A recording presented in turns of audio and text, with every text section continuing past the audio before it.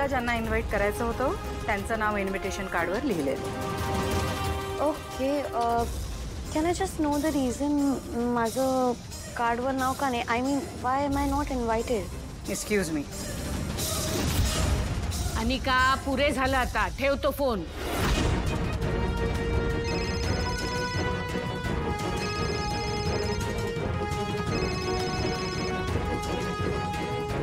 बोल।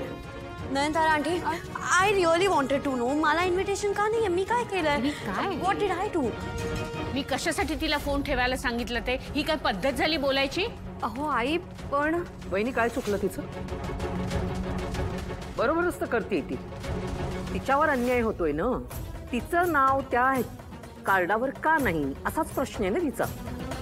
बरोबर आहे, विचारू देत तिला। नाहीतर तू आजी आहेस की नाही, तू बोलतेस का तिच्यासाठी काही? नाही ना, तर तिचं तिला बोलू देत की। मला ऍटलीस्ट कळायला तर पाहिजे काय झालंय। एक तर अनिका, मला ना तुझ्याशी बोलण्याची अजिबात इच्छा नव्हती, पण आता तू सारखं तेच विचारतेस ना, सांगते मी तुला। पहिली गोष्ट, तुला समोरच्याशी कसं बोलायचं हे अजिबात येत नाही, आणि तू जेव्हा केव्हा बोलतेस ना अनिका, तेव्हा खोटंच बोलतेस। तिसरी गोष्ट, तुझ्या डोक्यात ना सतत खुरापाती सुरू असतात। बाय द वे, खुरापाती म्हणजे समोरच्याच्या बद्दल काहीतरी वाईट प्लॅनिंग करणं। चौथी गोष्ट, तुझ्याकडे अजिबात माणुसकी नाही, जे मला अजिबात आवडत नाही। आणि पाचवी गोष्ट, and the most important one, Anika तू बोललीस ना, आंटी मला खरंच खूप पश्चाताप होतोय, मी प्रायश्चित्त करते, मी बदलले, आय एम सॉरी, बोललीस नाही सगळं? तर लेट मी टेल यू, तू हे सगळं खोटं बोललीस। कारण तू जर बदलली असतीस ना अनिका, तर तू मला आज हा फोन केलाच नसतास। आणि चल, फोन ठेव, मला इतर इम्पॉर्टंट काम आहेत। I don't have time.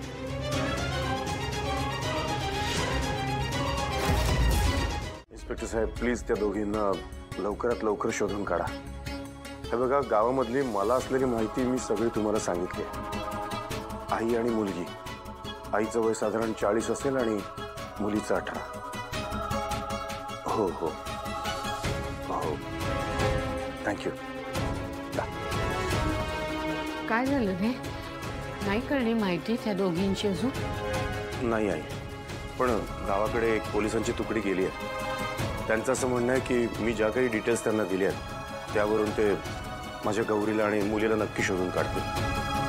अरे बापरे, हे मायलेक अजून त्या दोघींना शोधतायत। मला याचा पत्ताच नव्हता।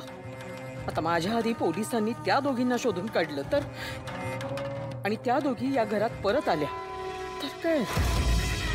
मी इन्स्पेक्टर साहेबांना आपल्या घरीच बोलवलंय, जेणेकरून आपल्याला त्यांच्याबरोबर बसून सगळं बोलता येईल। हा, ते बरं केलंस तू।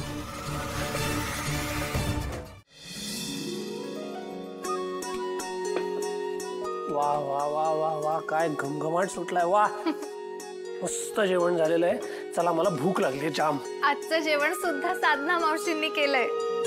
काय सांगतेस वहिनी? यांच्या घरचं काय लकी असतील ग, हे असं जेवण रोज जेवायला मिळत असेल त्यांना। हो ना।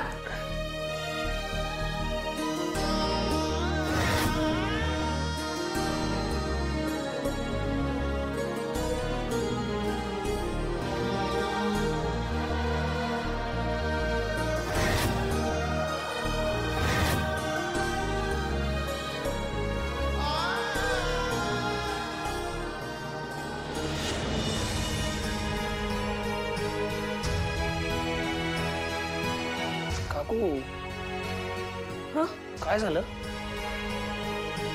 सॉरी, माझ्या बोलण्याचं तुम्हाला वाईट वाटलं का?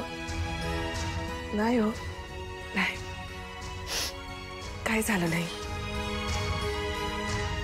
वहिनी, अगं मला ते प्राजक्ताताई, तुम्हासनी वाढदिवसाच्या खूप खूप शुभेच्छा बरं का।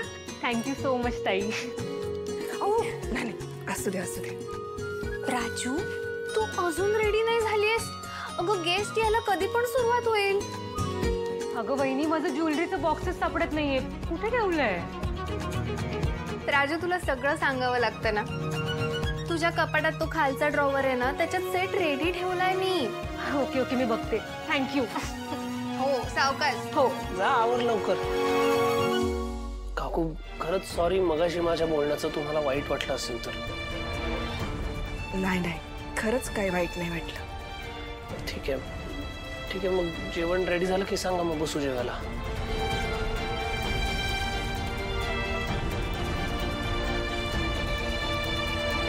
साधना मावशी, हं? ठीक आहात ना तुम्ही? वय कोणाची आठवण आली का? नाही हो, इतकं कौतुक ऐकायची सवय कुठे असते आपल्या बायकासनी. समदे गप गुमान माना खाली घालून जेवले की कळतं चांगलं झालंय जेवण. हे अगदी खरं बोललात तुम्ही. मी सलाडची तयारी करते.